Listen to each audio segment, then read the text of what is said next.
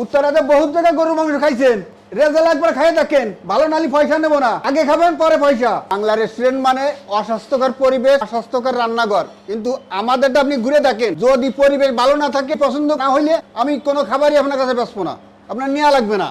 আমার রেস্টুরেন্ট দেখার আগে কিচেন দেখবেন, এটা হচ্ছে যে আপনাদের উদ্দেশ্যেই করা ভাই।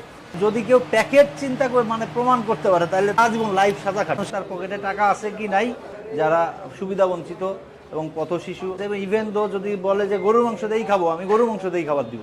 যে আমাদের মুসাফিরের খাবার রেডি হয়ে গেছে, আসবে 3টার দিকে, আসবে 3টার দিকে পর্যায়ক্রমে যারা আসবে তাদেরকে দেওয়া হবে। উত্তরায় তো বহুত জায়গায় বসে গরুর মাংস খাইছেন, তো ফ্যামিলি নিয়ে বসে খাওয়ার মতো একটা পরিবেশ প্রয়োজন আছে না? এখন আমরা আছি উত্তরার জসিমউদ্দিনে, আর আজকে আমরা এখানে চলে আসছি এখানকার ফেমাস রেজালা রেস্টুরেন্টে। এখানকার সবচাইতে হাইপ আইটেম মাত্র 290 টাকায় নলি 2 মানে 2 থেকে 3 পিস মাংস পেয়ে যাবেন। আমার মতো এরকম নলির মধ্যে স্ট্র ঢুকে মজা খাওয়ার এক্সপিরিয়েন্সটা কার কার আছে